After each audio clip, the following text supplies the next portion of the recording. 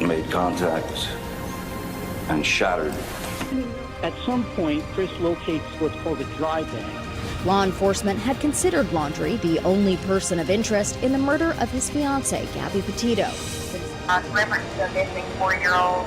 The parents have called in and advised that the mother had went for a walk, came home, now they can't find her. They've been yelling for her. She's been gone for about 10 minutes now. Turn it over to another agency. Let's get some help. Hello? It's gone.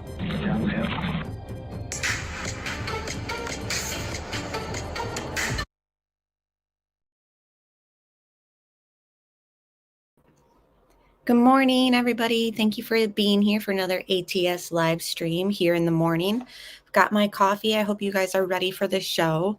I do want to start with, I know that there's been a few things that have happened since we last spoke. I think we last spoke on Wednesday last week on this case. I've posted a few videos on this case since then, just a few things about Kaylee's father speaking out. And speaking of which, I sort of want to just touch already and get into the Adam situation. Everybody heard the new audio about Adam. Everybody saw the video about Adam. We're going to play it. We're going to go through it. What I want to start the live stream with is the context according to Kaylee's father. Now, CDT, I'm going to change my screen up a little bit. And good morning, everybody. We're just jumping right into it, and I'll get to chat in 1 second. CDT pulled out a segment of Steve Goncalves' interview. And this part is specifically about Adam. So the audio in reference to Adam. Before I play this, can everybody hear me? And good morning, Mandy S., Heather, Caroline, Karen. Thank you all for being here. Princess Megan, Elsa. So CDT made this video. Like I said, it's just a little excerpt of Steve speaking about the Adam video and audio that's been going around. The reason why I want to start here is because I find Steve's facial expressions a little bit interesting. Again, I'm not saying that Adam has anything to do with anything, but I think that there's a possibility, thank you, Karen, that maybe he's holding back on this. And yes, thank you, Search and Rescue K9 Mom. Please hit the like button if you haven't done so already. And if anybody ever shares any videos from another creator, like here, how I pulled up CDTs, like you see that I'm liked and subscribed. So I've noticed people sharing other YouTubers' content, and it's one thing to do that and not give credit, but I mean, give credit, but also like and subscribe the channel. I mean, it's the least you could do for them. So I just want to focus in on just Steve's facial expressions. Again, I'm not a behavioral analyst expert, and obviously not a body language expert, but I wonder if he's holding back a little bit about Adam and this little interaction. So let me play that, and I'll be right with you guys.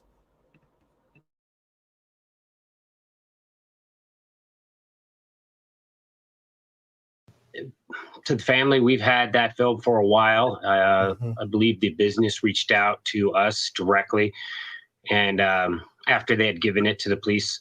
So it was kind of comforting to us because it's just two girls. Now here, obviously it's showing his face. I wonder if, for investigative reasons, maybe he's holding back, maybe, I don't know, just watch his eye movement, watch him kind of bite his lips. Now, if you guys have watched my channel before, we've gone through this kind of body language stuff with other cases. I'm not necessarily saying he's lying because I don't know what body language looks like when he lies specifically. I think everyone kind of has their own little twerks and all that, twitches. But I don't know. I just feel like there's a little bit of lack of eye contact, maybe a little bit of like, let me just show you, like with the lip thing, like hiding his lips. Again, that's a sign of maybe holding back a bit. I don't know. I just thought when I had seen this that there might have been something there to this conversation about Adam. I'm not sure how you guys are feeling. I know this Adam stuff has kind of been dropped on us this weekend, but I did hear a little bit of concern in in their voices when they're speaking about this Adam situation. Like when she says, "What did you tell Adam?" And then responding even I told him everything. Like there's like hesitation too with the response. Anyways, let's just watch this.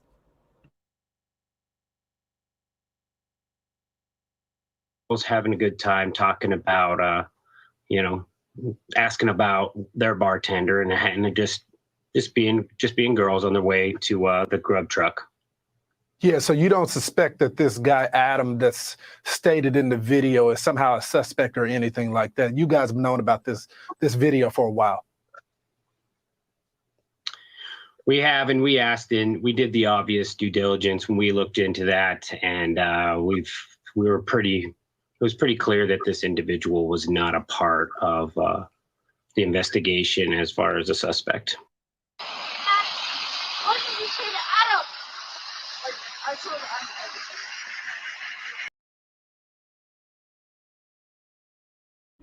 So I just can't help but wonder. Again, I like to overanalyze things, so that could be just what I'm doing is a little bit of overanalyzing here. But I almost wonder if maybe there's a little bit of holding back.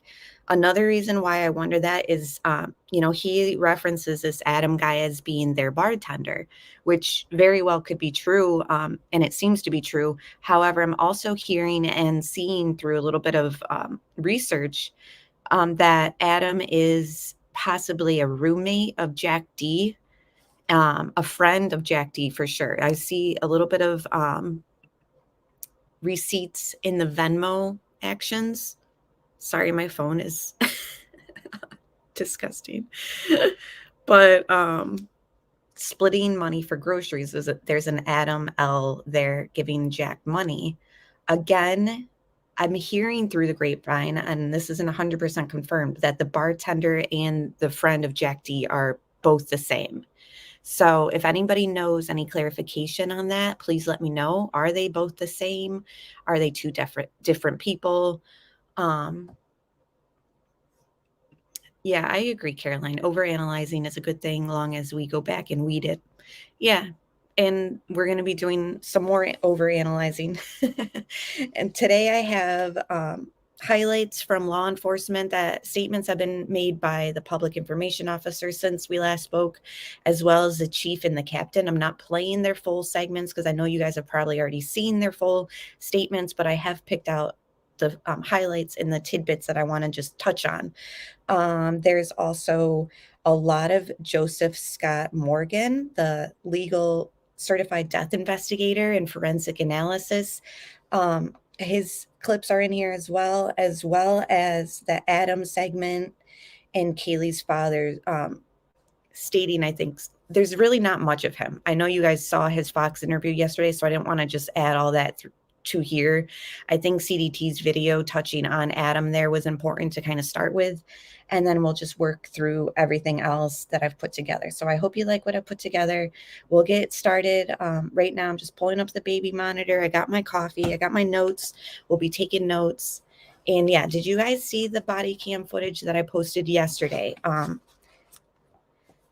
I enhanced the audio on it. It was from September, so obviously not the month that they were murdered, but September leading up to it. It sort of gave an idea of the environment of that house, what's normal for them on the weekends. It seems like, it was very open to anyone and everyone who wanted to come party. In my opinion, I see it as a party house.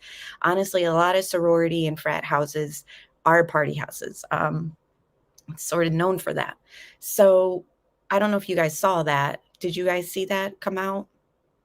Okay, yeah. Jesse, I know you watched it with us yesterday on CDT. CDT went through the footage. I know Truth and Transparency found the footage, so props to her for getting that. I found it in a Facebook group and enhanced the audio. You can hear in the beginning somebody yell out to Kaylee, so I thought that was interesting, especially since they said that none of the owners were home at the house at the time. Were they not home, or were they just, trying to avoid issues with the cops? I don't know. Either way, I still think that the video shows how accessible the house was and how open it was to everybody. So now let's get into the clips. So some of these clips in the beginning, I've added as sort of a refresher. So there are going to be some clips. And again, when I say clips, they're only like a few seconds long. Like it's just a second or two of something that one of the people said that I think is important. I've put it all together. So you'll see things in this stream that are older, I guess you could say, but there's still important details. And then after the intro kind of is done, it'll work into the most recent things, everything that has happened since we last spoke. So let's get into it, guys. Thank you for being here. Hit the like button if you haven't done so already. And thank you to all my moderators and everybody in chat, Nicole, Sweetie Pie, everyone who has joined us, Mo, thank you all for being here. Punksy, good morning.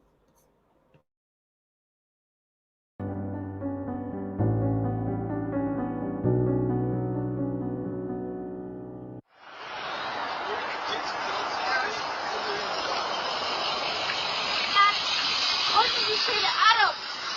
Like, I told Adam everything. Now, I'm curious what chat and replay viewers think.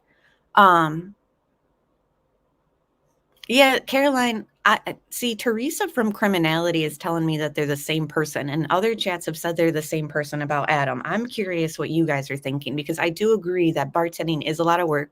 Been there, done that. Same with my fiance. But you know, who knows? Who maybe they are students and they bartend. That is a long nights, especially with studying and all that. So I am curious if those Adams are the same. So Jesse says Kaylee seems irritated. Now, do you guys think that there's concern in their voices? When she says, "What did you say to Adam?" I feel like I hear concern. And then when she says, I told Adam everything, I feel like, I don't know. I don't know if I hear irritation or just sort of like, I don't know, that she kind of stutters a little bit. I told him everything. I don't know. It seems like a serious subject, honestly. I'm not trying to put too much light on this Adam conversation, but I find it interesting. And I wonder if it's a lot like the Delphi case where they gave us the bridge guy's voices when he says down the hill. Makes me wonder if the words that they're saying aren't lining up with the footage we've been shown. So when she says, "Maddie, what did you say to Adam?" Like, what if those words and stuff aren't at this part of them walking or something? You know what I mean? Or I don't know. I just wonder if it's all lined up the way that it's shown to us. Yeah, exactly, Corey. What is everything? We need to know what everything is, because here's the thing. Let's say, okay, so Sword of Spirit says no, Adam isn't roommate according to the dad. According to the dad, he said that it was the bartender. Now, my question is, was he just toning things down, like the conversation about who Adam is? Like, is he just the bartender? Because there is an Adam who is friends with Jack D. And I'm thinking, okay, so they tried ask the dad. I would if he was here in chat. Okay, if Adam was not the roommate, then why did Adam pay Jack to split groceries on Venmo in May? Right, the Venmo things are making me think that Adam L on Venmo is this Adam that they're talking to. But you're right, we don't know 100% if Adam the bartender is Adam on the Venmos. So that we have to keep in mind, that we just do not know. I think you are right. They just picked something and released it, and we don't know what everything is, Candace says. I mean, that definitely could be. Like, this might not be the footage that lines up with the audio. I want to keep that in mind. Not that it would, I don't know. I don't know the point of, I mean, investigative reasons, of course, but yeah, maybe the dad said too much and he was trying to walk it back. Like, maybe they don't want everyone to know who Adam is. What if Kaylee wanted Maddie to say something to Adam? And the thing is, somebody had theorized yesterday, like, well, maybe Kaylee was mad about what Maddie said to Adam, or, you know, maybe there was something that was like, oh, why'd you say that to Adam? Like, I don't think that the girls had any issues with each other, because like CDT pointed out last week in a video, they walk up to the food truck and Kaylee tells Maddie, "I'll split it with you." So they intended to, I'm assuming, split that carbonara pasta that they bought.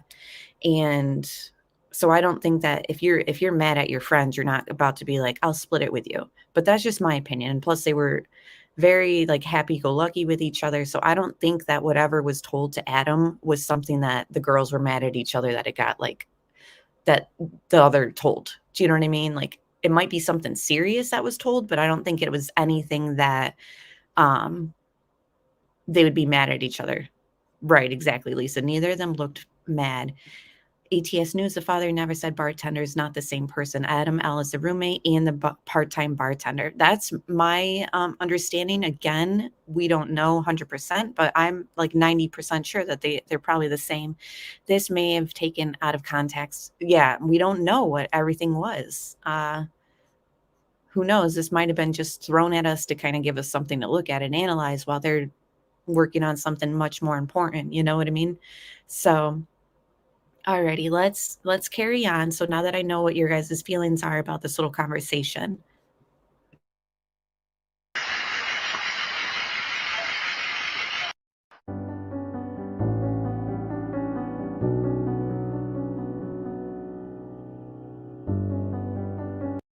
My other thing is, since we're on the topic of Jack, no, well, kind of, if Adam is this friend / roommate with Jack and the bartender, it's interesting because for those who bartend or, just know this, bars close around 2, at least here in New York, unless you're in Buffalo, then it's 4. But I'm pretty sure I looked this up in Idaho as well. I think their bars close at 2:00 as well. So, when you're a bartender, you got to clean up, blah, blah, blah. You don't get home until, sometimes 3, almost 4 in the morning. So it makes me wonder when we're thinking about, Adam gets home from work, what if he tells Jack something that was said, and Jack is ignoring their phone calls? So they're calling him at, what was it, 2:52, 2:53 in the morning over and over, but Jack's already spoken to Adam about whatever. I don't know. It just makes me wonder, like, did Adam go home and tell Jack something and Jack just didn't answer his phone because he was upset? Or was Jack really sleeping and that's why he didn't answer his phone? Were they trying to call Jack because of whatever was told to Adam? You know what I mean? Like, it's just like a little bit of what's going on with whatever whatever Adam went home and possibly told Jack. I don't know. Again, I'm just speculating and kind of playing theories in my mind. Like, when we're looking at the timeline, that car that was seen on camera was at what, 3:45 in the morning? So 3:45 in the morning, that car is seen, and it's seen heading towards the house. So it's coming in, heading towards the house at 3:45, and it's allegedly racing by. So 3:45, the phone calls were made almost an hour prior, 2:52, 2:53, go unanswered. So who knows if it's all connected, but I just think it's interesting that, if Adam is Jack's roommate or friend, does this all kind of play into a series of events? I think it's possible, but again, who knows? I mean, honestly, what if all this stuff is being thrown at us to distract us from, the fact that Ethan and Xana had the issue that night? I mean, remember, they're still looking for information about the party they went to. And we don't know, as much as people think they know who the target was. Honestly, we 100% do not know that it was Kaylee. A lot of people think it is, but we just honestly do not know those details. So we have to keep that in mind as well. Twisted Gemini says, I feel the calls are related to what was told to Adam, you mean? And I'm not sure if it's the same car that's in the video, Jack's roof. I know people think it is, but I just don't know for sure. And good morning, lady Sarah. It's good to see you. What did you say to Adam? I told Adam everything. They still, though, aren't releasing who called 911. Police were not called until noon, and they arrived to this home with the front door wide open. And that's a good point, Jesse. Jesse Lynn says, and Adam is Jack's alibi, agreeing that, yes, he was sleeping. That's definitely a possibility. He could be the one who's backing it up. Like, yeah, I got home from work and he was passed out. And good morning, Ruckus Rocks podcast. And good morning, everybody. If you haven't hit the like button, please hit the thumbs up for me, please. There was no damage to anything, and the door was still open when we got there. No suspects have been named or arrested. This was a brutal weapon. It sounds like it was a professional type weapon that couldn't break. And they weren't stab wounds. You know, they were like large punctures. There were stab wounds on the hands of at least one of the students that make it appear that it would be defensive wounds. I said, it's not real until the sheriff pulls up.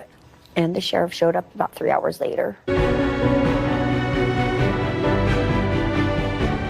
we're not going to stop investigating this. The holidays coming up, how does that impact the investigation? It doesn't wind down, but we realize that people need a little time, need a little rest. We want them sharp and ready and, you know, get some relief so they can come back and not miss anything, stay really focused. So the intensity and the pace will remain the same, but at the same time, just giving people some turns to get out with their families, get a little bit of mental break so they stay sharp. Police spokesman Robbie Johnson confirmed detectives are investigating the manager's claims. Definitely looking into any reports of a stalker or that type of behavior around any of the victims. It's just a very heavy cloud. It's a hard place to be. We'd like to know who was in that car that night, where it might be now. It could be in a different state.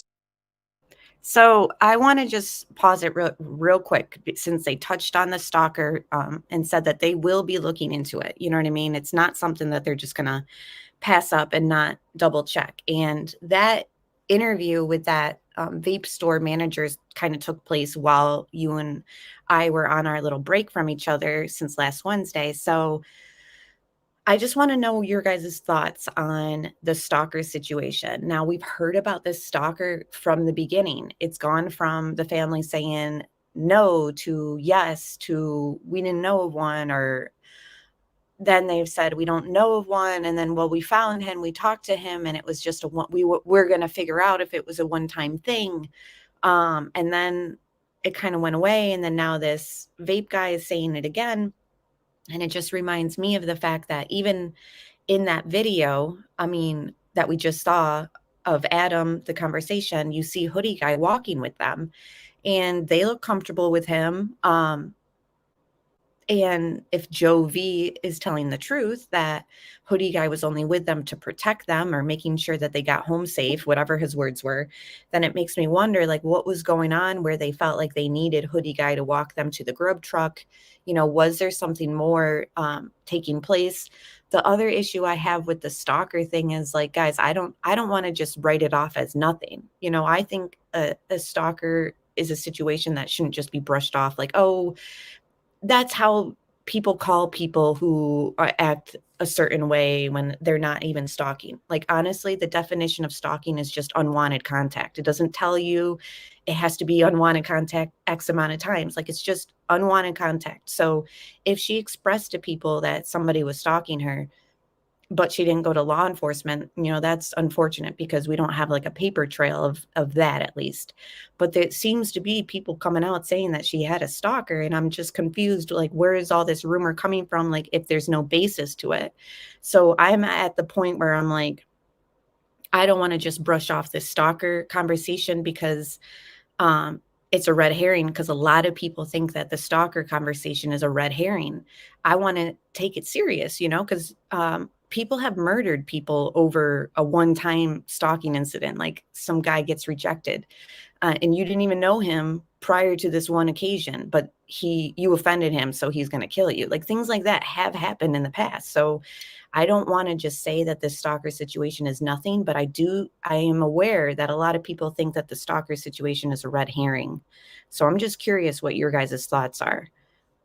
Honeybee said, when I was a server, we always said, there's my stalker. True. And that's the thing, is like, it is thrown around in a way that's just kind of like, you know, there's my stalker. Here he comes. Some people think of a stalker as a stranger, when a stalker can be a disgruntled ex, in my opinion. Right. I mean, that's the thing, is as much as I do agree with Honeybee, like, yeah, people just kind of throw that word around. A lot depends on how we define stalker too. Right. I think the stalker is just talk. There's just a lot of talk of it, though. I still say the murderer was not known by the victims. He was a deliberate stranger. I think this will take a long time, if ever, to solve. Oh, geez. I don't know. I feel like they're onto something, but maybe I'm just being hopeful. I know they say hoodie guy is verified, but still think it's the ex sometimes, LOL. They think they took off with one of his jackets where he says, "That's my jacket," pointing at the end of the clip. A lot of people hear something about a jacket. Definitely have heard that theory. I don't know. I'm back and forth about the stalker thing. I don't want to just write it off as nothing. Good morning, Jordan. But I do understand that it definitely could be a distraction and a red herring. So thank you for sharing your guys' thoughts on all this. Now, the next thing I want to touch on is just something that she's sort of talking about at this moment when I paused it, and that the chief and the captain sort of refer to as also. They state something about, the white car and the resources that they have to find it outside of the state. Like they make little comments like, well, we have the FBI working with us and they're able to do a interview anywhere, anytime, blah, blah, blah. Like, it just seems like they keep,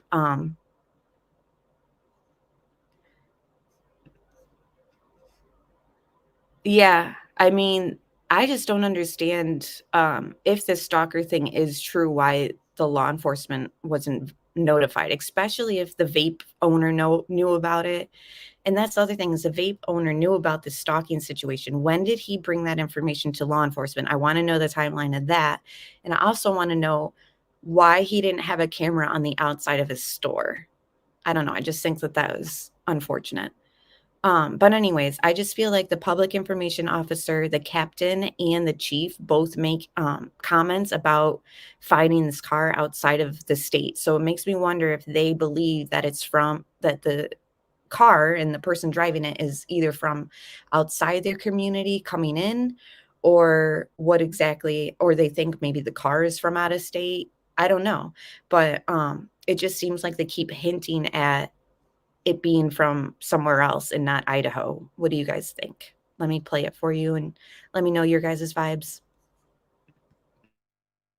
We have resources across the country that are ready to jump on any information we can provide on that and follow those leads and talk to whoever is in that car. We know it was there. Do they have those reports of a scream that was heard? They're aware of people talking about that happening, and of course they're looking into that type of thing. Every bit of information that comes in, they're looking into. They're returning home for winter break. Does that present challenges for the investigation? We have investigators all across the nation. We have investigators all across the state with the state police and the FBI. So we'll adapt to that and we'll continue to do our investigation. We have looked at massive amounts of video footage, especially in the critical camera areas. And we've looked at the 24 hours prior to and 24 hours after of those. And now we're extending that out even further to other cameras and other time frames. We have massive amounts of people looking at this. Multiple different groups looking at the different videos in different locations, just because we have investigators all across the nation that are reviewing these videos for us and sending us back information on that. I think it's sort of an evolving timeline that police are sort of narrowing in. So the public information officer, Robbie Johnson, said pretty much the same thing that the chief just said. We have agents all around the country ready to do an interview if we need it, and blah, blah, blah. It just seems like they keep emphasizing the out-of-state resources that they have. Like, it makes me think that they think that this person isn't from Moscow. Now this, I'm curious what your guys' thoughts on. Do you guys think that something happened at the frat party? Because here, this sort of just goes into, yeah, that's true, Spirit Moon. WSU isn't too far either. And I saw Tony say something about, Canada and the border being there. So do you guys think that the frat party has any play into any of this? Let me know your thoughts, because it looks like they're still looking for information on that timeline as well. And in that case, I spoke with Idaho State Police spokesperson Aaron Snell in an interview last Tuesday, also with a Moscow police captain. And clarified for me that indeed they do mean now that between the hours of 9 p.m. and 1:45 that Xana and Ethan were at that party over the entire duration. The thing they're still looking for is any information from fraternity members or anybody who else also attended that party. What we know, Ashley, is that within the last week, I don't have a specific day, but I know within the last week, police showed up at that state liquor store and that they got surveillance video from the store.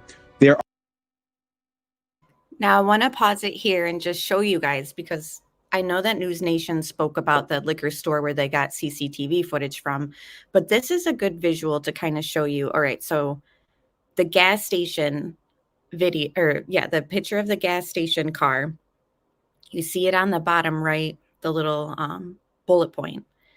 I mean, and then you just see how close it is to the crime scene and to the other liquor store that they're trying to pull video from. Now, why did it take so long for them to go to the liquor store for the video? I don't know, but I'm happy that they got it. There was another segment, I didn't include it, but it was a business owner. She was a female. I'm not exactly sure where her business was, but she stated that the cops came and took her CCTV footage, and they were hopeful because she has a really good view on the street that she's on, like to the other side. I guess they liked the possibility. So I think that there was positive gathering of CCTV footage lately. Not sure why it took so long, but they have it. They're combing through it. And like they said, this whole last time we spoke, in between that time, they're expanding the trail pretty much. I think that they're tracking this car, and they have some sort of direction of where it's headed. Thank you so much, Mike, for the super chat. I really appreciate you, and I hope you guys and everyone else has a really happy holiday. Yeah, I agree, sort of the spirit. If it's a frat boy, they'll protect him, in my opinion. I agree. And again, I don't know if it is, but I think that that is an element to all this that could be an issue. So again, I just like this visual on the screen of showing you the liquor store that they got CCTV footage from, and then again, that gas station, you know, that area is just very compact and condensed. So hopefully they have something, because like Robbie Johnson, the public information officer, said, we know it was there. I mean, for law enforcement to state that they know that this car was there, I mean, they're giving us a year, an estimated year, 2011 to 2013, and a make and model. I mean, it's not like they just said Hyundai. You know, they're saying Elantra. So they must have some sort of footage or something that it's extremely clear, in my opinion. And it did seem like from chat, a lot of you guys think that the frat party might have something to do with that. Are cameras on the outside of the store that point towards the road there and the parking lot where the liquor store is. And it's a busy area. There's hotels around. There's a couple of other stores. There's one of the cameras right there. You can see the way it points out. And then there are also cameras inside the store. But I am told that they got everything they wanted and that they were there within the last week. ABC News is reporting the car was traveling at high speed and took this route past the gas station, then turning left down a side street, presumably going in the direction of the victim's house, 1.2 miles away. Because what I think law enforcement probably would have and should have done at that case was asked for footage of really anything along the transportation route of where those houses are. And then they can go back and sort of go through it. But they should have asked that all of it be preserved initially, even if they didn't have time to go through all of it. Does this perhaps indicate, though, that some things may be falling through the cracks? You know, no one's perfect. No entity is perfect. No human is perfect. And I do think this may have been a situation where something did slip through the cracks. Typically, you know, what we would do is immediately ask for it. And even if you are overwhelmed, which is completely understandable in this case, then you at least save it from being erased or recorded over so that you can come back to it when you are able to look through it. So yes, something like this very well may have slipped through the cracks, but I'm just speculating at this point. Well, we started looking for video the day of the crime. Now this here obviously is a recent statement since the last time we spoke from the captain. I just want to say that I just see him looking very tired and looks like he's lost weight since the start of this case. I just think that we need to support this law enforcement agencies on this case. They're working very hard. I believe that the mainstream media has come down on them very harshly, and I think that they're just doing their job. They gave us the information about the liquor store CCTV footage they picked up since we last spoke. They told us about, they've given us the Adam conversation and the Adam visual this weekend. And then I still hear mainstream media last night saying, we're not getting much from law enforcement. And it's like, they gave us like this stuff for us to look through. It's just like never enough for mainstream. But I just think that, we need to support these law enforcement officers. And I believe that they have something going on behind the scenes, obviously, that none of us know about.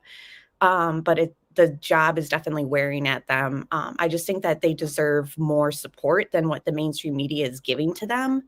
And they're doing the best they can, I think. And it seems like chat is agreeing.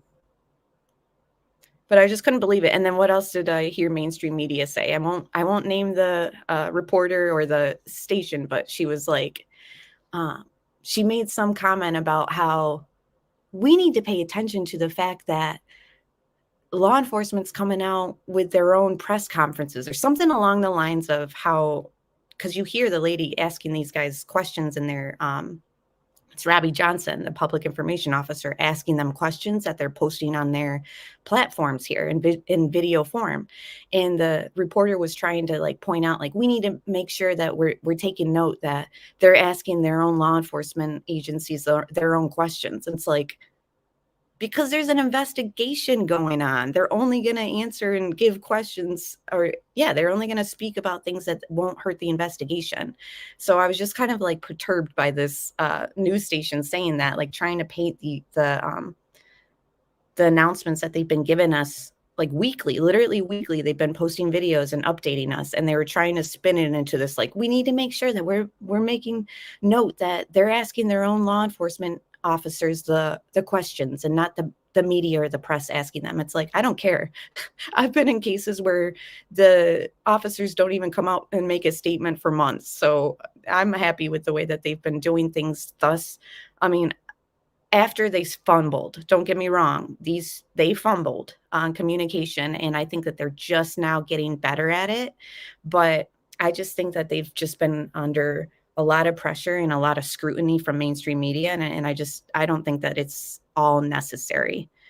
But carrying on to the important information here, what this guy has got to say. And he also says things along the same lines of what the chief and the public information officer were saying.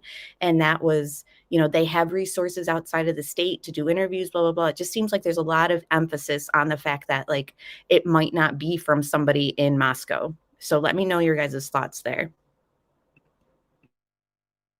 Officers on scene, before I even arrived, had identified certain residences in the area that had video cameras. We know just from past experience that security cameras, doorbell cameras, and the like are very, very commonplace now. And that's a part of our standard procedure, is to start looking for a possible video source in and around crime scenes. So we started the day of the crime. And then that expanded as we got more investigators to the area for assistance, and we started putting together teams. And one of our team's sole job was to go through the King Road area, associated neighborhoods, and eventually the main thoroughfares in the city of Moscow, trying to identify videos, video cameras, etc. Through our tips, through our leads, some of the evidence that came in, we start to identify patterns. And like we said earlier, we are confident that the occupant or occupants of that vehicle have information that's critical to this investigation. We also understand that even though there's sometimes a fascination with a particular case, some people simply don't see the news and may not know that we're looking for it. So if we get the word out there, hey, maybe your neighbor has one in the garage that they don't drive very often. Maybe there's one that's just not on the registration database. Let us know. But you have to have all the information that is. Now, I wanted to just highlight Caroline's comment because I was sort of thinking the same. A deliberate perp would never drive fast. It draws attention. They drive like someone going to early work. Perp who did it in a rage and then freaked out, whatever they just did, they'd run. See, I was thinking that too, because the 345 video, if it's the car, says that they were, they didn't use the word speeding by, but it seems like it was racing by according to them. Again, that's just their opinion for whoever saw that video. We have not seen the video.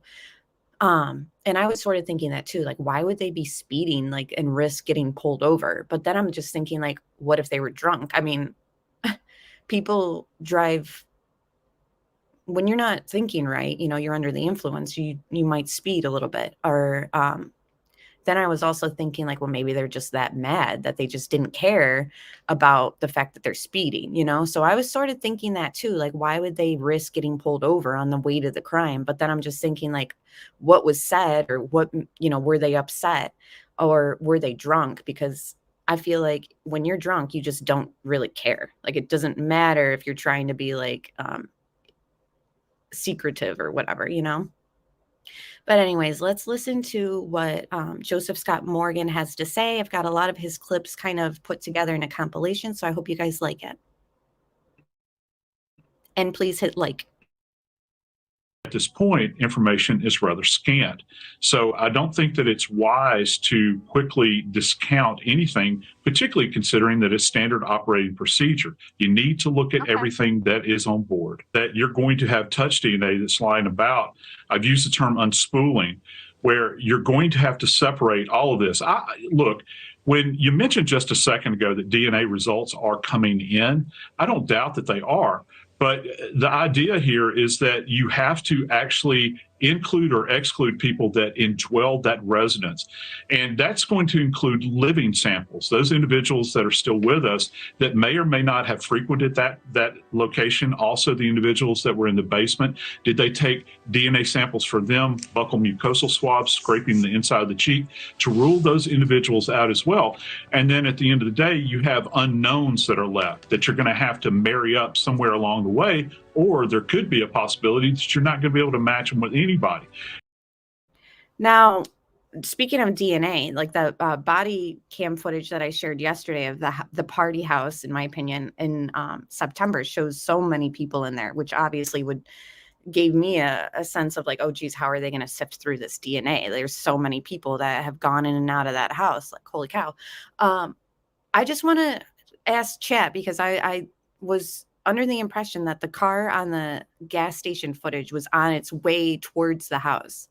That was how Inside Edition reported it and showed the visual too. And I think News Nation did. So I'm just curious what you guys heard, because Mimi24 was asking in chat, was the car headed towards or away from the house? Now, the gas station one, I thought they said they were headed towards the house. I'm not sure about the, whatchamacallit, liquor store one, but I don't think that they ever came out and said exactly what they found in that liquor store one. If they did find anything, they just took it. But I don't know if you guys could help me figure that out, because I'm certain they said that the white car was traveling towards the house at 3:45.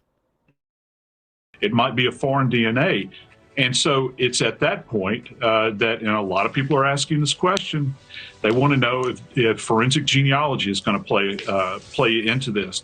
I don't know if it will, but I think that those resources are available. And if they have unknown DNA, plug it in. This is a university town, and commonly, university towns are very transient. You have part-time residents is what it comes down to. And, one thing I found very interesting about this case is that the University of Idaho doesn't actually have their own police department. The town actually polices the campus, and that's another element to this. I think the word spread thin kind of ring true in this particular case. So their resources are being maxed out at this point in time, and probably were prior to this event, Marnie. I can only imagine. And so it's a smaller town. It's not some huge metropolis, but we're not talking about a place that's only 3,000 in population. You've got this dynamic environment. All of these kids have left town now. Many of them have. You know, we've heard estimates of just under, I think 50% actually chose to come back. I can't validate that, but that's what I've heard. And once those people are gone and you're looking to do person-to-person interviews in a case where people might just, you know, they might just have peripheral knowledge that they don't think is important, but would be important to the cops, you can't elicit that from them in an eye-to-eye conversation. You know, Skype's great, telephones are great, but nothing, and I mean nothing, ever compares to one-on-one conversations with witnesses and potential perpetrators. Right. Well, I want everybody in the audience just to think about their reaction to anything that is coming at them in a physical sense. If you see something that's flying at you, or you're in a car accident, or maybe somebody's been in a fight at some point in time, you throw your hands up. It's a natural defense response that we have. That's the case here. And this is the first point of contact many times when you have this aggressor that is, you know, coming in on somebody, particularly in a very intimate setting with an edged weapon. So this is going to be your first initial point of contact. And then you have the dynamic of someone attempting to fend off an attacker. So you have multiple points of contact. If there's blood involved, you can have like hair, fibers, all of that stuff is going to transfer even to the palmar surfaces of the hands. Not to mention if somebody is scraping, scratching, that sort of thing, that'll get caught beneath the fingernails. So the hands are so very essential in everything that we do in postmortem examinations and trying to determine what's going on at an elemental level regarding what's left behind. You know, every contact leaves a trace. Edmond Locard said that over 100 years ago, and it still stands true today. Here's something else that's, you know, kind of hard to fathom. People don't think about it that are outside of my field, but if you have an edged weapon, many times, depending upon the quality of the blade will chip and the tip will break. K-Bar has been, you know, notorious for that over the years. You begin to think about that. And so what would have happened at autopsy is that full body x-rays would have been done at autopsy. And you're looking for any radiopaque sign in the autopsy. And hopefully if they saw something, some kind of metallic fragment, they recovered that at autopsy. And again, from a metallurgical standpoint, if you do recover the weapon, you can match that up at a molecular level. You know, that fragment that you find, not too desperately different than ballistics, for instance, with firearms. You know, you've still got this metallic body that you're trying to associate with something else that's out there that might have a unique signature to it. Most of them had just like one that was the lethal stab wound. Fatal ones were to the chest area or the upper body area. There were multiple stab wounds on them, and there were definitely stabbings. But we talked to the coroner today, asking if she would describe Kaylee's injuries that way, as tears, and she said no. Clearly, exclamation point, in fact. Tears, let's just break it down real quick, all right? When you're using an edged weapon, tearing is not something that's associated with that, okay? Tearing creates this, where you have connective tissue or you have tissue bridging. Most of the time that's connected with lacerations, and lacerations are, you know, associated with blunt force trauma. Weren't something where you were going to be able to call 911. They were not going to slowly bleed out. What do you make of that? I've never heard verbiage like that from anyone in the medical legal field. Something would be off, and, you know, I don't know, maybe he's not quite understanding what's being said, but he's using very specific language there. And lacerations are, you know, associated with blunt force trauma. The coroner's never mentioned anything about blunt force trauma. So I don't know if he's misunderstanding, misremembering, or just misstating. I don't know, but I do know this: you have two choices with sharp force injuries. You either have stabs, okay, or you have incised wounds, which are slices. Slices are longer than they are deep. Stabs are deeper than they are long. That's really your only two choices. Now, kind of an outlier in all of this is something we refer to as puncture wounds, which doesn't look anything like a stab wound. They're generally, you know, kind of circular in shape. You see them with like people that have been stabbed with shanks, homemade shanks in prisons, or people that are impaled on rebar, that sort of stuff. Now, this tearing, it doesn't add up to me. It doesn't make sense whatsoever. Well, first off, I'm very sorry for this man's loss, but he's not the person I'm going to go to for an analysis of injuries. I'm still waiting to hear from the medical examiner who I have to agree with Joseph Scott Morgan. I mean, everything that we've heard from Steve has been kind of all over the place. I mean, and I don't blame him. I'm not showing any disrespect or anything like that. I understand he's grieving, which is sort of what I think Joseph Scott Morgan is getting at here. Like, if I'm going to get information on this case, sadly, nothing against him, but I'm not really going to go to the father. In fact, in the beginning of the stream, I played a little bit of an interview with the father, and he's talking about what he thinks took place or whatever. And it was his opinion, and it wasn't the medical chart like Joseph Scott Morgan is saying. Like, I want to know the details of the autopsy and from the MD, not just the father who's unfortunately probably replaying in his own head what he thinks might have happened. So it might be confusing fact and all that. And hello, Allison. Good to see you. Good morning. And good morning, everybody else. So here's the thing, that they reported it as a Rambo knife at first, and then they backtracked it and said Rambo is just sort of a term used for a big knife, and it's not necessarily, but a Rambo knife has a serrated edge. This, they're stating, was like an edged weapon, so it wasn't serrated. So there wouldn't be tears because, and just like the coroner said, no, there was no tearing. And just like Joseph Scott Morgan is saying, like, no, there was no tearing. It seems as though it was just stabs. But again, we need more information for sure.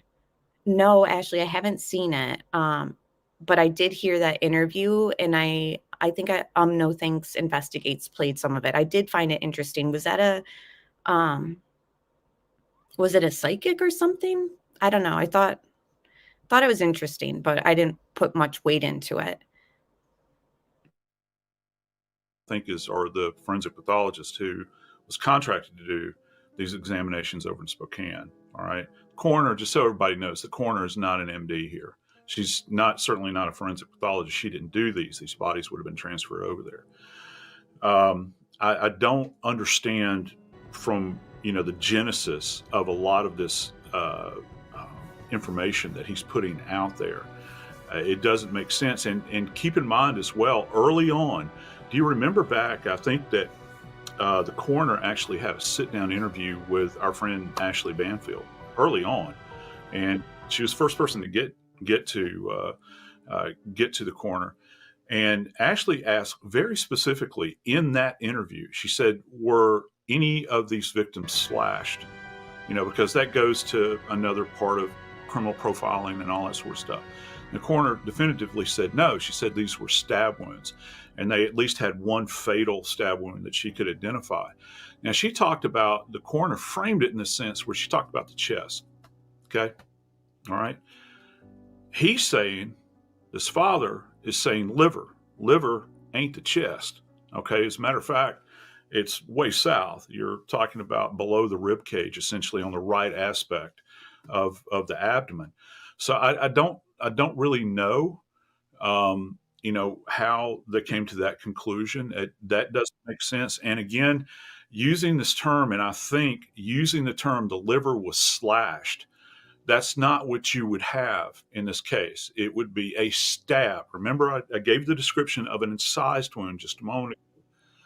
This is not an incised wound. This is a stab wound, okay? Well, my default position, again, with this is what does the board-certified forensic pathologist say about it? It is possible that he is right, I would assume. However, what's the genesis for this? How does he assess that these injuries are different? Did he see this other victim's body? Was he the one drawing this conclusion? I doubt that that's the case. So is he saying that the coroner sat there and said, your child's injuries are so much more worse than any other victim? That's what I have a real problem with here. First off, I don't know how accurate that is. And secondly, and I think bigger, it's very disrespectful to these other victims. Very disrespectful to these victims and their families to say this. Right now, we don't know what the status of the injuries are. It's been very nonspecific relative to defensive injuries, who sustained the defensive injuries, what the location of these so-called defensive injuries are, that sort of thing. So, right now we're just kind of getting snatches from him, and I don't know the genesis of the information he is relating. Again, how do you make that assessment? This is not like a one-off event where you have a single perpetrator on a single victim. This is highly dynamic. I've mentioned the term, commingling relative to evidence, and a lot of that has to do with proximity. But let me throw out another term to you. It's called co-sleeping. And so you've got two victims. Well, both sets of victims are actually co-sleeping with one another. So you're telling me that in the darkness or whatever the lighting situation was, that this individual, the perpetrator, this monster, came out of the dark and was able to identify this specific individual and target her, because that's what's being implied here, that she was specifically targeted.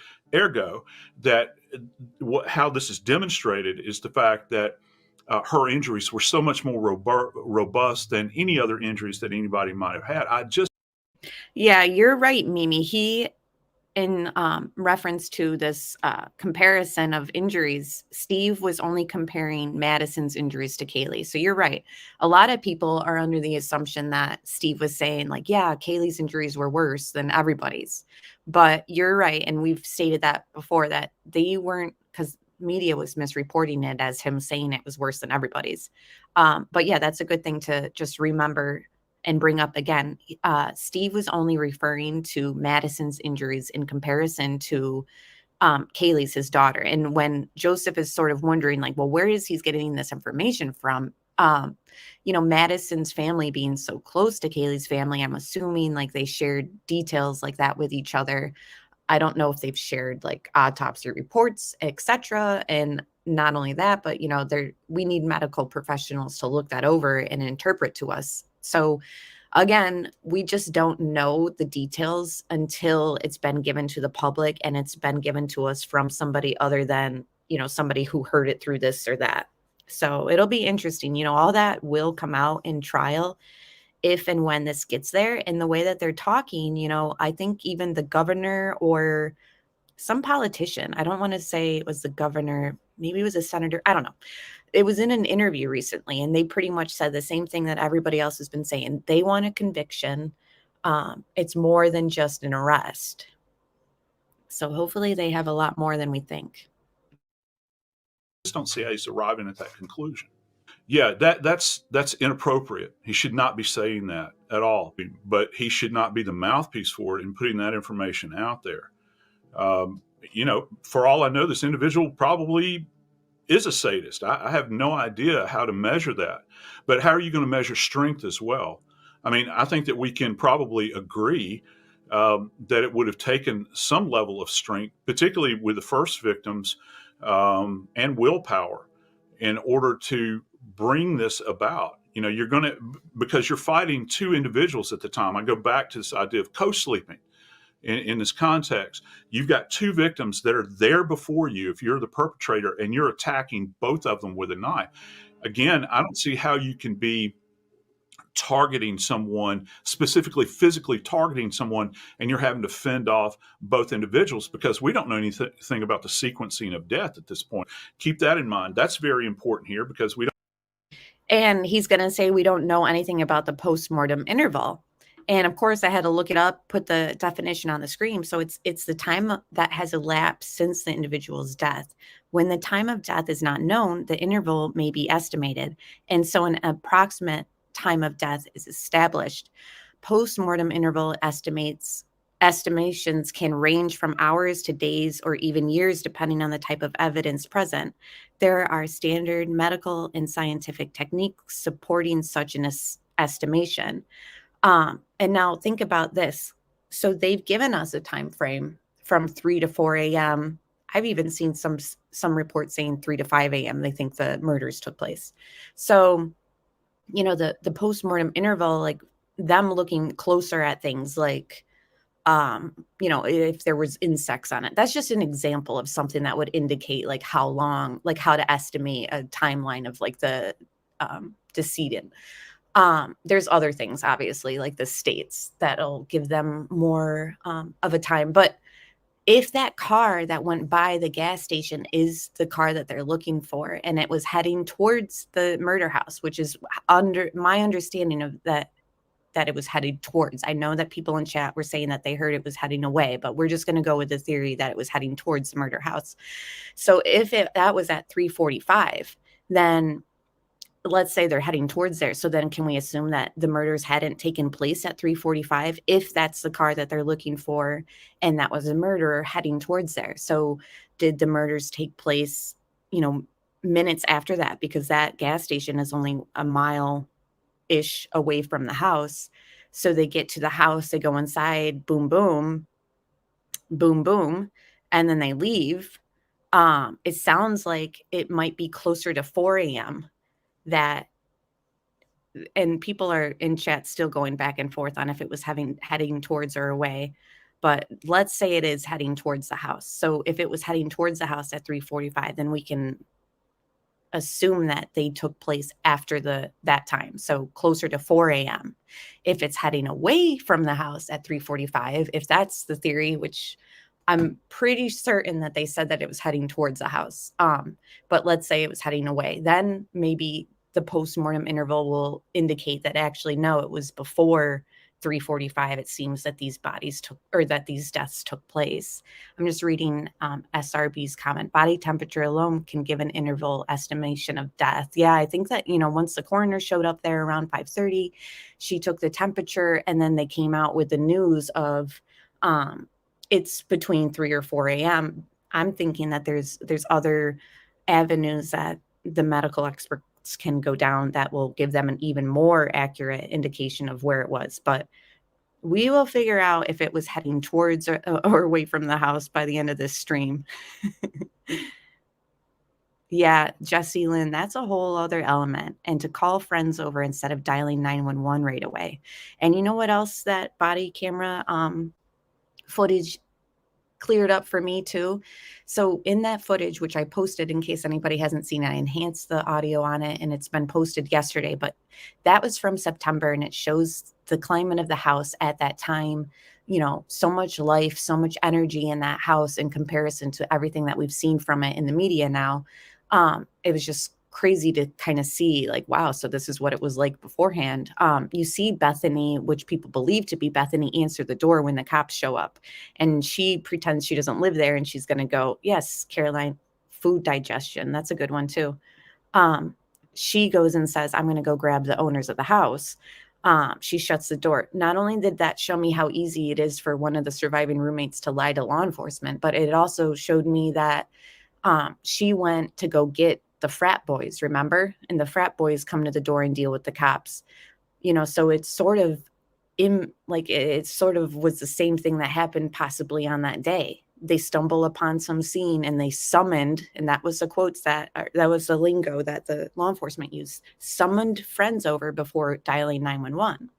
So it was sort of like, okay, so seems like they handle things their own way, and they have been in situations.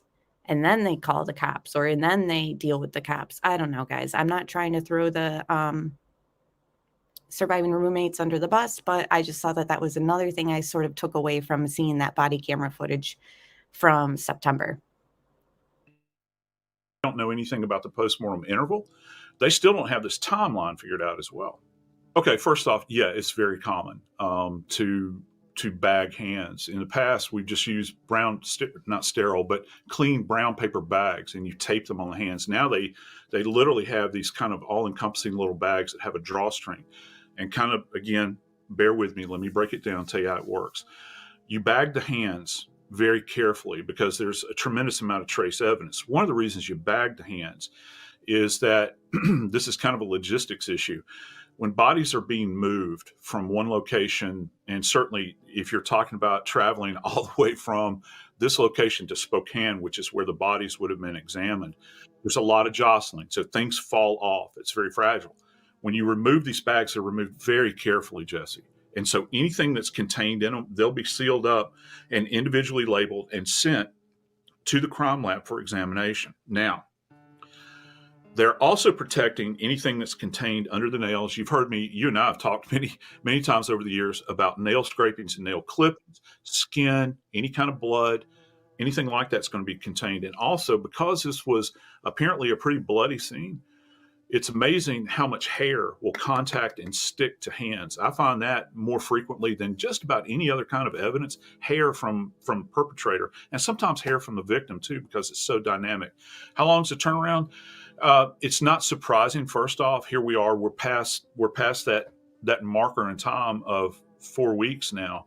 I am sure that at least the evidence that is gleaned from the victims is at a point where they've almost assessed it. They've collected all of the DNA that they possibly could, and now it's just about running the numbers relative to it to try to determine whose DNA is there. And what you're looking for is, when you go through this process of this perpetration of this butchery, person A, okay, is going to have their DNA and possibly the perpetrators. But as you move to B, you'll take it in the same weapon.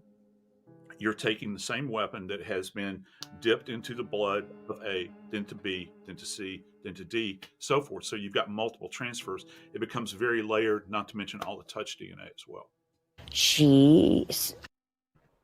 I'm curious what you mean by this statement, True Crime Snoopy. The way Steve looked at Jack D at the memorial, OMG.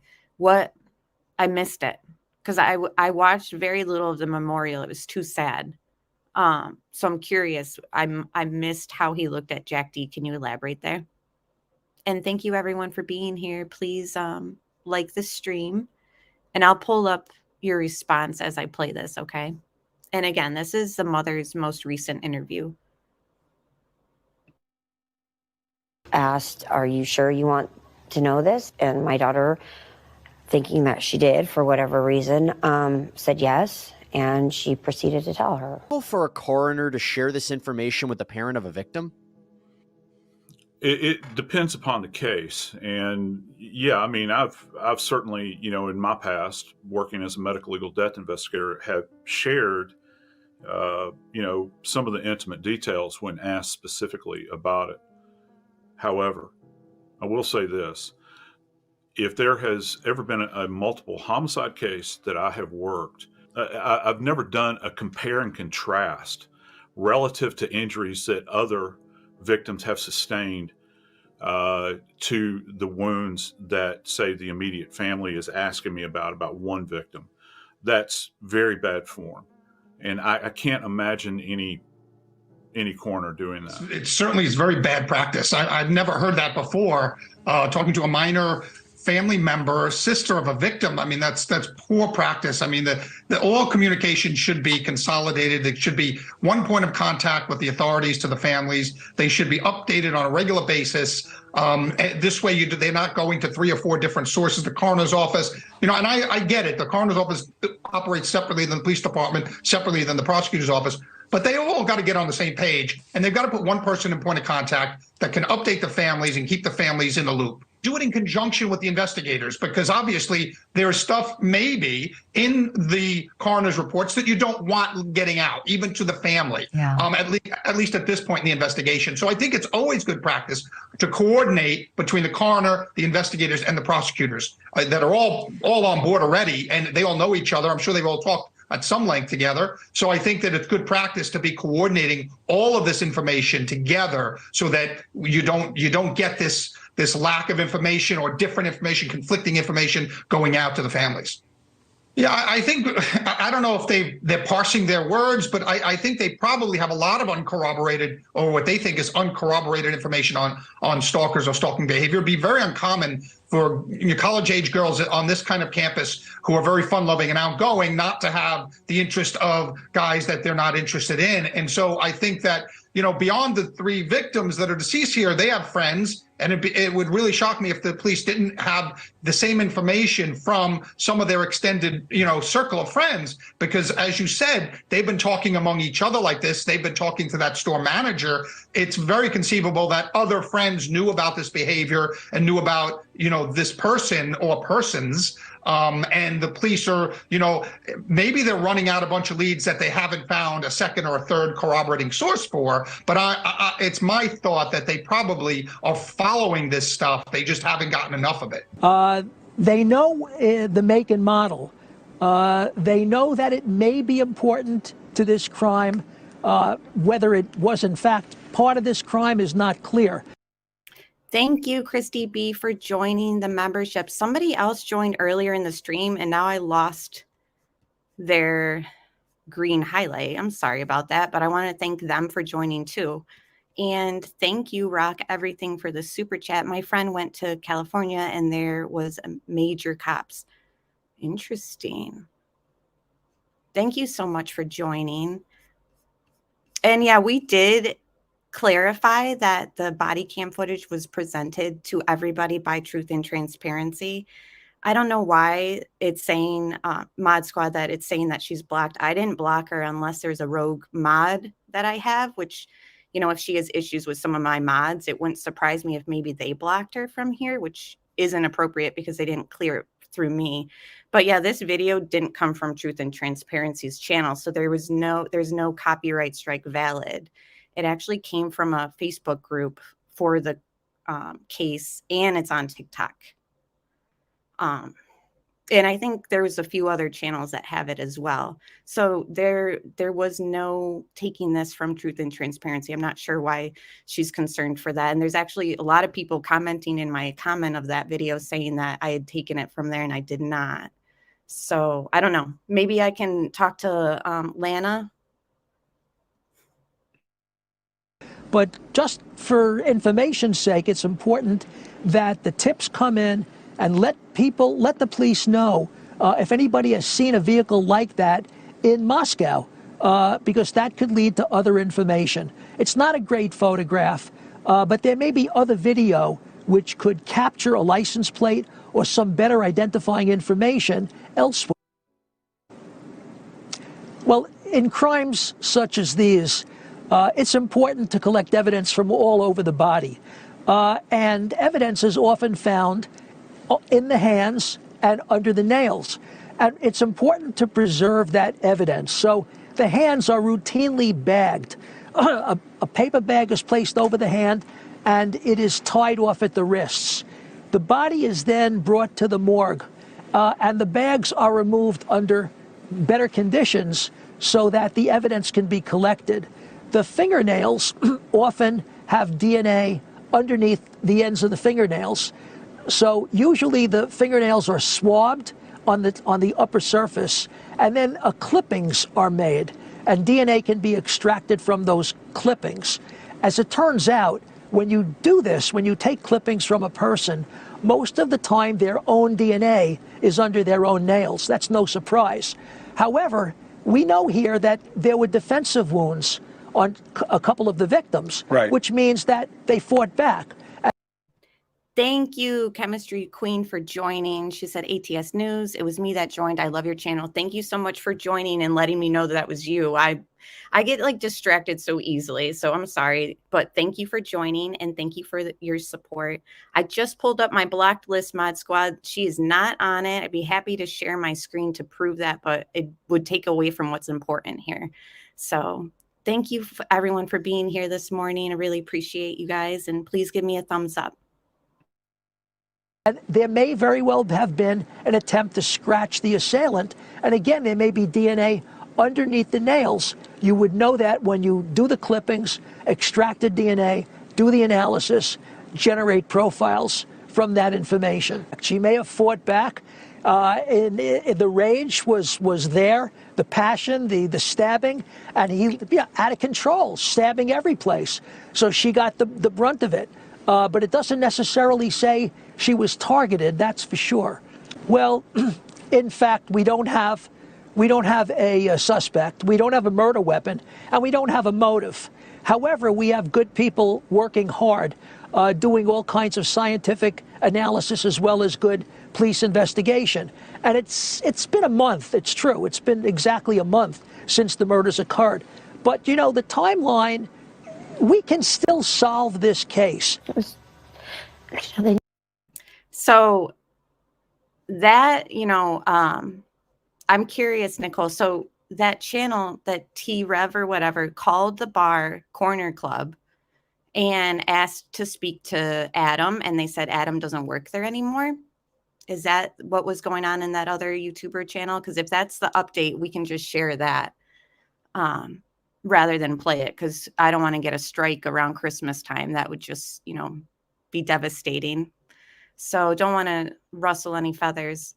Thank you, Anonymous, for the super chat. Always respectful to victims and their families. Thank you.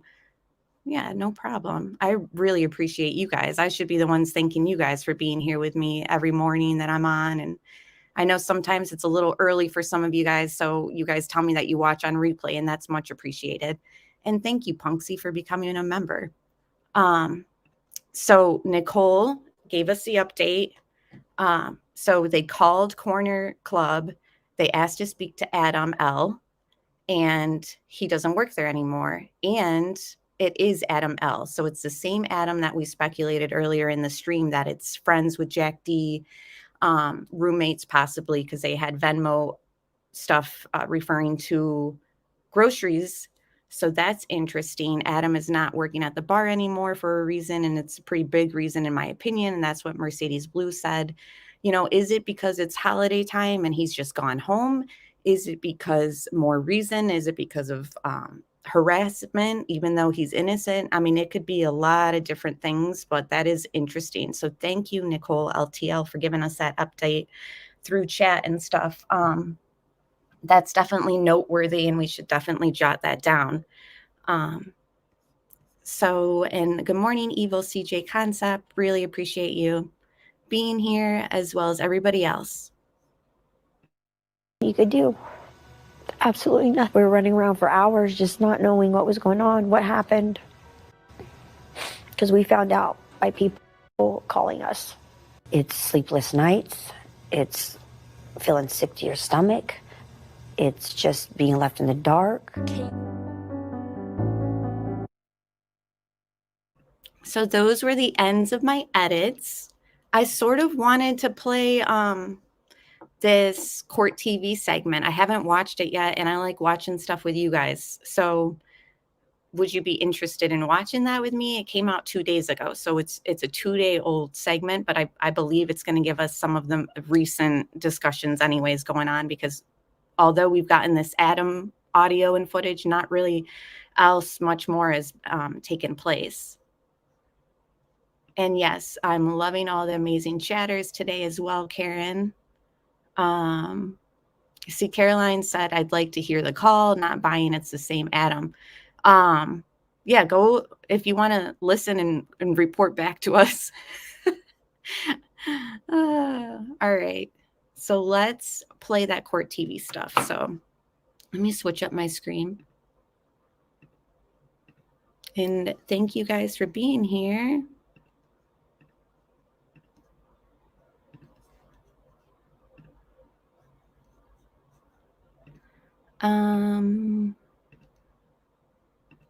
Here we go.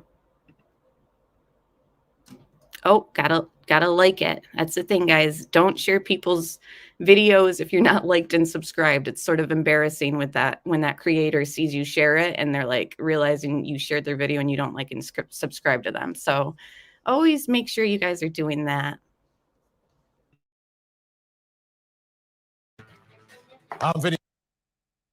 Give the gift of beauty with Sephora at Kohl's. Find more glow, more shimmer, more surprise. Sorry, guys. I'm Vinny Politan. Great to have you with us here tonight on Closing Arguments. We've got a lot to get to. And really the big question tonight is this it? Is this the big break, the clue, the evidence that's going to lead to an arrest in the murder in Idaho? Investigators keep asking for information about a white Hyundai Elantra. Each day we hear more evidence. Maybe somebody spotted. Yes, Christine. Sorry, I paused it real quick, guys. Saw on another channel, she's saying that both Jack D and Adam moved out of the house nearby. And I think that was on JLR. And say what you will about him. I don't care what he did in his past. All I know is he's doing good work today in Moscow, and he's been doing good work reporting directly from their lives. So him driving around yesterday in his live stream, I got a good layout of everything. You know, like I said, he's given us like boots on the ground information I find very interesting. And he showed a lot of cameras on a certain path that the killer could have taken. So they were just kind of talking in chat yesterday, like, well, maybe they didn't take this route because there is so many street cameras. So that was interesting to see that they do have areas around there that have street cameras. So very interesting. But yeah, I heard that they moved out. Also, I also heard people saying that they might have just moved out because it's holiday time. We don't really know, but it is all very noteworthy and very interesting. So thank you for reminding me of that in chat.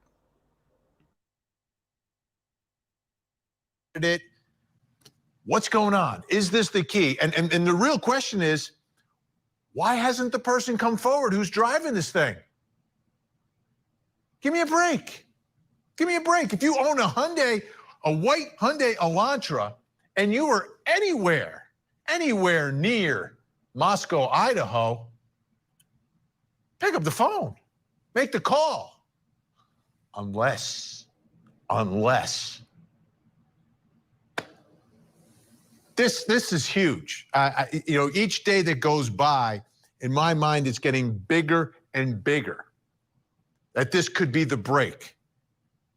That this is it. Because as long as this person is not coming forward, come on. You can't tell me if you live anywhere in Idaho or Washington State, anywhere in that area. If you were in Moscow, you know you're in Moscow, and you know what happened in Moscow, and you know what happened the night you were there in Moscow. They want information. Maybe you saw something. Maybe. Yeah, what do you guys think? I mean, at this point, what's it going on 3 weeks that we've known about this white car? Are they not coming forward for a reason? You guys let me know your thoughts in chat, and those who are watching on replay, are they hiding something? I'm thinking yes. Come on. Unless you don't want investigators to know who you are and what you were doing, why else would you not come forward? To me, it's common sense. The longer this goes on, the longer unless this person just dropped off the earth or like got in a plane and flew to some other continent somewhere, you know, your friends know what kind of car you drive. Why haven't they called up? Unless you don't have any friends. Maybe you weren't from the area. But you know that you were in Moscow that night. You know it. Time's running out. Investigators are on this. They're putting resources towards it. There is pressure, obviously, to solve this case. Number one, for the families, for a sense of justice, and then for the entire community for a sense of safety. That some mass murderer is not running around loose. So they know it's a 2011 to 2013 white Hyundai Elantra. Time's running out. They're going to track everybody down that has one of those cars. Might as well come forward now. Investigators are working this lead. They are working it, putting resources behind it, asking for more help from the public. And all those people that want to help are going through security footage. They're looking for, is there anything from that night, from that day, the day before? Trust me, they're checking everywhere. Anywhere where there's a camera around there, people are checking their footage, looking for that white car. All right, Court TV legal correspondent Chanley Painter joining us tonight. Where is she? Okay. All right. First, let's hear from the chief.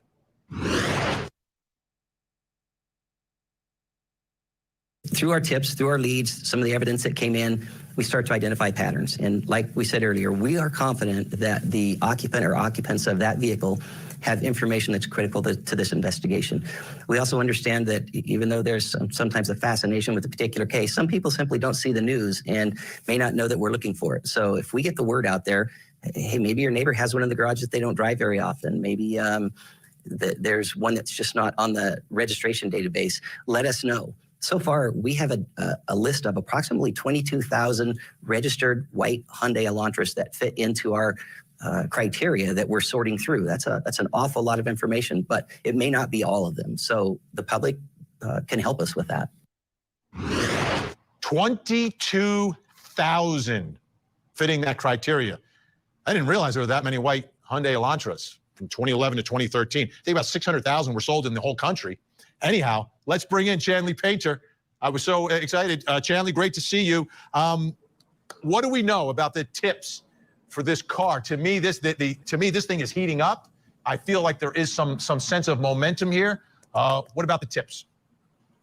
Yeah, I mean, the tips are pouring in. Vinny, police saying they worked overtime over the weekend, 24/7, trying to find the occupant or occupants of that Hyundai Elantra seen near the crime scene. We don't know how they know about this vehicle. They haven't released that many details, but they believe the person inside or the persons inside have critical information. And so we learned through a Fox News digital report on Tuesday that, yes, those local businesses, those working around the area are just pouring through their surveillance video. And so from this Fox News digital report, detectives collected 8 hours of surveillance video Tuesday morning from a gas station in Moscow where a clerk saw a white sedan passing by at 3:45 a.m. on the night of the unsolved stabbing deaths of 4 University of Idaho students, according to store workers. An overnight assistant manager told Fox News Digital that she's been reviewing the tapes a little bit at a time over the past few days, looking for clues in her downtime on the graveyard shift. And again, this report is 2 days old, so I know that that's sort of regurgitated information, but I appreciate you guys being here and talking through with me. And yeah, there's Mel 077 said there's ways to narrow down the 22,000 tips or cars, white cars. And the thing is, I'm wondering, those might not even matter because those are probably registered ones. This might be something that's just below the radar and under the radar. So it's crazy. She said she was not working on the night of the actual murders, but the car in this video from this gas station drove by real quick, she said, and turned down a side street off Highway 8.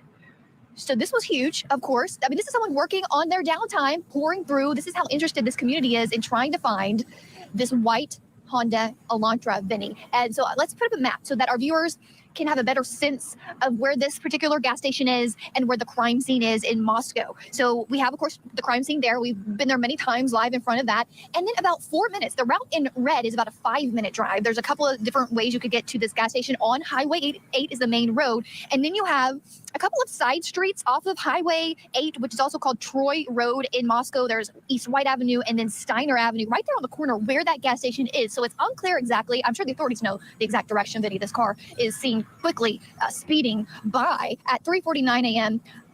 45 a.m., the window of the murders. That's why this is so pivotal. And also, if you remember, when I was actually there in Moscow, I took my photographer down the road to show you the route from the crime scene to the closest gas station. Not this exact one where the overnight clerk found the video, Vinny, but the nearest closest gas station to that crime scene, about 2 minutes away or halfway to the one where this white car was seen. And we, of course, still have that video of that location because that would have been the first major spot that I'm sure police went to and confiscated a lot of their surveillance video because it is so close to where that home is where those 4 students were murdered. So here you can see on one side of the screen, as we pass the crime scene there on the left side of the frame, we're exiting a dead-end road. We're pulling out. It's very residential. A lot of students. Right here, you can see the campus. There's the Sigma Chi house right there in the shot. At that intersection across the street, there's Band Field, where we've seen a lot of body cam video from. On the night of the murders, we're passing on the left side. And then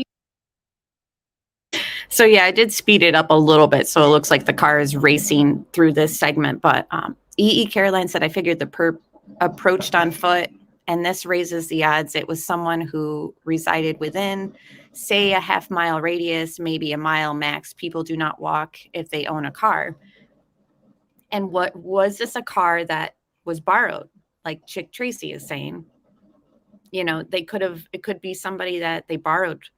But why aren't those people coming forward? That's what concerns me, that this could be something within like I'm just speculating, not saying it's the truth, but you know, the frat maybe, and they got each other's backs. I don't know. I'm not 100% positive, but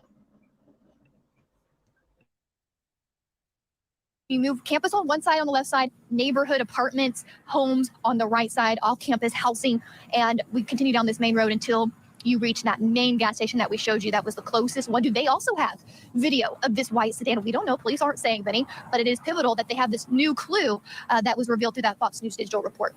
And Janley, there's the gas station. We can see it right now. The direction that the white car is seen on Highway 8 on Troy Road, significant, because if it's seen, you know, in what would be consistent in going away from the quadruple murder, would be very telling. Very telling. And you're looking at the time, 3:45 in the morning, 3:45 a.m. All of it fitting together to a certain extent. And turning down a side street, I find that fascinating, turning down a side street. That could mean someone from the area if you're going down a side street. But if you've got 22,000 that they're looking at, I'm sure they can narrow that number. We're going to talk to our investigators about that in a minute. But speaking of investigators, how many investigators, officers are working this case right now? Chandler, do we know? I lost. I think we lost connection to Chandler Painter. I've got some numbers up there. 6 detectives, 5 support staff, communications team. That's from the Moscow Police Department. Let's see what other resources they may have. Federal Bureau of Investigation, 46 investigators in Moscow located throughout the United States. So they're not all out there. And this definitely, Alicia, I saw you say something about there being a car like this, but it's registered to a 30-year-old female. You know, people are going down rabbit holes and looking into things. But my thing is, like, you know, it seems like we showed earlier in the stream, law enforcement, public information officer, and the chief and the captain have like said things since we last spoke last Wednesday that they have resources outside of Moscow to do interviews and to look at things. And, you know, if you have a tip outside of the state, they just keep emphasizing outside of Moscow. So I don't know if I'm just reading into their statements, but it just seems like maybe they're under the impression, or they know for a fact, that it's not from somebody in their community, but that they came here from somewhere else. I don't know, but that was just my speculation earlier in the chat. But there was something else I wanted to touch on too.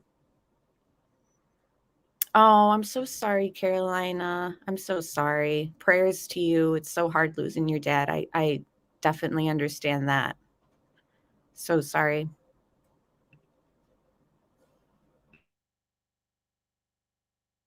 Two behavior analysts, unit investigators as well from the FBI. And from the state police, 13 investigators, 15 uniformed troopers assisting with community patrols for safety and ISP forensic services. Chandler is back. We have reconnected. You've got all these FBI, but I'm still looking at those numbers. And when I do those numbers and I look at 22,000 vehicles, my head explodes. Like that's tough math. Yeah.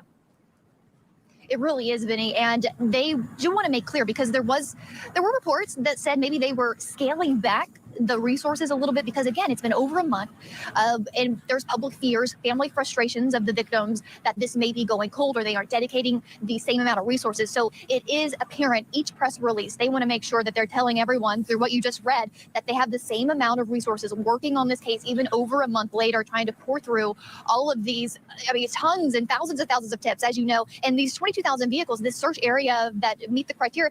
Remember, this is on the border of Idaho and Washington State. So some of these white Hyundai Elantras, they're looking at it from Washington State too, because it's so close by, and that just expands the area that the pool that they're looking for. But they have a lot of out-of-town FBI, law enforcement agencies there, and they rotate in and out, Vinny, and they just keep trying to affirm to everyone that they have an army of analysts on all sides working this 24/7. And the other part of the army should be the public, and I think the public is there trying to provide any information that they have.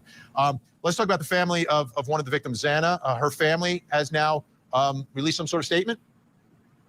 Yeah, that's right. So her cousin, Sheldon Kernodle, has been vocal. I know that you will remember when I was there several weeks ago in Moscow that we caught up with search parties that he helped organize over the weekend. One weekend we were there, they walked through fields on campus. They handed out dozens and dozens of posters that are hanging all over town. He has, again, posted publicly that they're going to spend this next week, within this next week, he says that there are going to be over 5,000 of those posters, of those flyers that we showed you, trying to spread the word. They're going to be back, boots on the ground, because, again, the family's growing frustrated in this process. Trying to encourage the community to come forward and to with any of these tips, right? Also, Sheldon Kernodle has announced on his social media, again, this is a cousin of a 20-year-old Xana Kernodle who was brutally stabbed, that the Kernodle family is actually starting a memorial endowment with the University of Idaho in Xana's name to honor her memory, keep her legacy alive.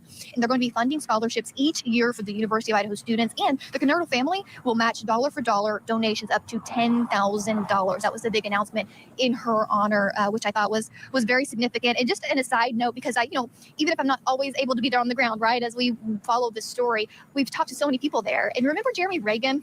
The neighbor lives in the apartment building right next to the crime scene. Keep in touch with him, and just an update on him because online sleuths were pointing the finger at him. He says that he's doing better, but he's getting recognized in public. But he said it's nothing negative, since we were one of those outlets who helped put out the story. Why he's fighting that. He had nothing to do with this. He just wants to help in this investigation, Penny. So that's a little update as well. Like so many others, except the driver of the white Hyundai Elantra, who doesn't seem to want to help. All right.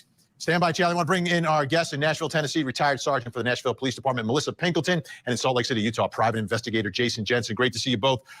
Melissa, I'm looking at this white Elantra, 0 to 10, how significant? I'm like at a 9.5 right now, I think as the days go on where nobody comes forward about this car, it makes the car situation even more and more significant. Like, I know a lot of people are still stating that it's a red herring and it's just to distract the web sleuths and the public. Look over here, look over here. But I think that it's something real. Yeah, like dodging bullets. If the Hyundai is real, it's in a chop shop or at the bottom of a lake by now. You will never find it. I mean, very well could be possible. And the thing is, every day that goes by, no one comes forward. Nobody says, I let so-and-so borrow it, and here they are. You know what I mean? No one's throwing anyone else under it. It seems very relevant. Like, why else put it out there? Exactly, Erica. Why would they harass white Elantra people on purpose? Seems unlikely. I agree. And actually, while I was playing this, is Mod Squad still in the chat?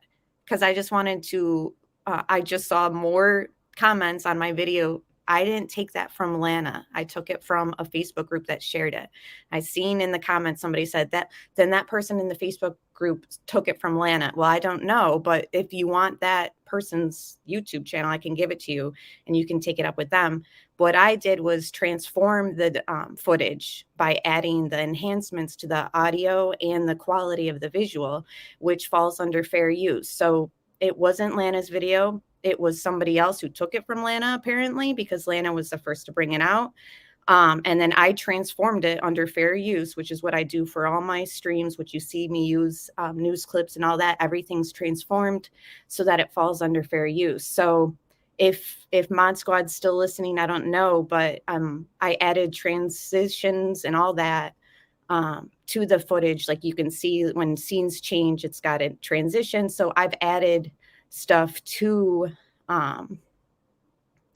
my video to make it my own. So, but if Lana needs to know who else took it from her and cropped her stuff out of it, then just let me know, and I'd be happy to give that information to you, because I credited Truth and Transparency at the beginning of this stream. So just wanted to lay that out there, because I have no problem giving credit, and I don't have issues with anybody. So, oh, thank you, Tom N. Good morning, Amber. I feel they already know who it is. They have to process evidence. These cases are not always like CSI series. I agree. And, somebody came out, I think I played his clip earlier in the stream. It's only been a month. This is a quadruple homicide. A month in is not that long. They're obviously getting stuff back from the lab. They have been for the past, I'd say probably 2 weeks. So I just think that there's more to this car than it being a red herring. So thank you for sharing your guys' thoughts too. To hit 10 on how significant this is, but I look at that number and then I hear a number of 22,000. How on earth do you approach or tackle that number? I'm like you. I'm at about an 8 or 9 with this, and they need to stay on it, and but also not get such tunnel vision that this is the only way that they're going, the only way that they're looking. As far as narrowing it down goes, I would hope that they would start with anybody registered to that vehicle who already has a criminal history. Start narrowing those people down first, making a list of those people. Anybody who fits the suspected. I know that they had an analyst come, and a behavioral analyst, and what kind of age this person is. I would hope they would be focusing on those ages to get a list of those people through, and kind of knocking the cars out one by one like that. Jason Jensen, what are your thoughts about the fact that this car is driving at a rapidly, then turns down a side street? Turns down a side street, not like hitting the highway and hitting the road, getting out of town, but going down a side street. Well, from what I see from the footage from the Exxon, it really does look like it's heading east on Highway 8. So I would be focusing on any Elantras that are in the Cornwall, Avon, or the Troy areas, which are east of Moscow, or even further east is Missoula, Montana. So I'd be looking in the direction of travel. I'm wondering if there's, Melissa, is there any way, and I don't know if our cars are all being tracked, if Big Brother is tracking us all the time. I just don't know. Is that possible? Is it maybe reaching out to Hyundai to see if they will cooperate? I know it's not a new car. It's 10, 11 years old, potentially. What are your thoughts about that approach to all this? I think that's a great approach to it. I mean, as we all know, we're always being watched, listened to, heard, filmed. Anytime you leave your house, you're on a camera at least 100 times, whether that's just audio or video or both. And I think it would be a great idea to get together, and especially to get together with them to see what, if it's an SE or an ES, there's different models of the car. Let's work on getting down to the exact model of the car, because that could knock out a lot of the 2200 that we're looking for right now.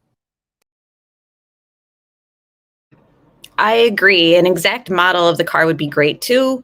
Obviously a license plate. However, it seems like it might not be even registered, or maybe not even have a license plate or a valid one. I don't know. But either way, thank you guys so much for being here. Thank you, Julia B. I just seen this PayPal that you sent me, and Merry Christmas, and thank you for that as well. Thank you so much, everybody who joined the channel, who sent super chat, who just engaged here today. I really appreciate it. If you could hit the like button, that's also much appreciated as well. Tom N says, if they make an arrest too early without enough concrete evidence to nail everyone involved, they risk losing in court if they push for a speedy trial. I agree. And, there's more than just one victim's family here, right? I mean, this case is being handled very carefully and with much effort, because there's more than one family here. Like, everybody deserves the justice for their child.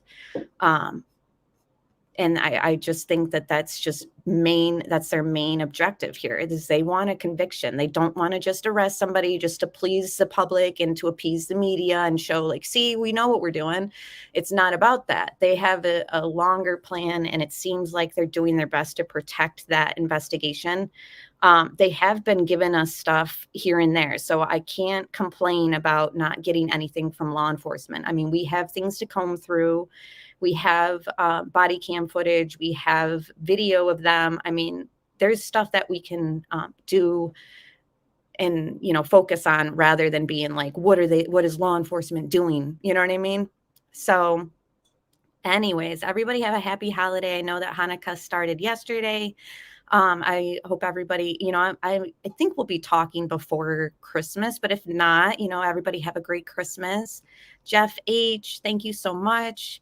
In gas station photo, you can see the curb and bush of entrance to Hanson Avenue, directly across from gas station car wash exit. Do you think that they washed their car? Am I reading into that too much? Good morning, Florida Bass Fishing. Thank you for being here. They want justice and don't want to screw it up. Right. Caroline, I have to go. I'd like to stay here all day with you guys. Does anyone know if CDT is going live later? Sorry, Florida, you're late. You'll have to watch replay. Give me a thumbs up. Thank you guys so much for being here. I think that is everything. Have a great day, Kent. Thank you for listening, and everyone else. We'll talk very soon. Really, Anonymous, I love Saratoga. I'm in the opposite direction, but still upstate. It's very snowy here. Thank you, Florida Bass Fishing, and everyone else for being here. I appreciate you guys. I hate saying goodbye because I know that you guys are about to say something interesting in chat. We have a lot of stuff that just kind of got unloaded on us with all this information with Adam and the white car and the liquor store CCTV footage and everything else that was said in this stream. I hope you guys go back and watch it if you joined later on. But, oh, Jeff H is saying the car wash has cameras. And the thing is, too, is like when we're talking about this perpetrator going there and being seen on footage and which route would he take, which route wouldn't he take because of the cameras being there. We also have to keep in mind, too, like criminals are stupid. Like a lot of times, you know, they're doing something where it's like, really, you did that? And it allows them to get caught. So I don't want to just say that this car avoided all these cameras effortlessly and they were just like brilliant and escaped. I think that there has to be something that's going to be damning for this perpetrators any day now. Jeff H says car wash CCTV footage is the one that took shot. CDT, I'm just getting up and getting my phone back from my son. Oh yeah, they're on holiday break. You're welcome, Hildy. Tom N. Thanks, Amber. I'll go back and watch. I hope you do. I hope you like it. Let me know. Comment down below in the comment section. And CDT, everyone wants to know if you're going live. Yes, all those who celebrate Hanukkah, happy Hanukkah.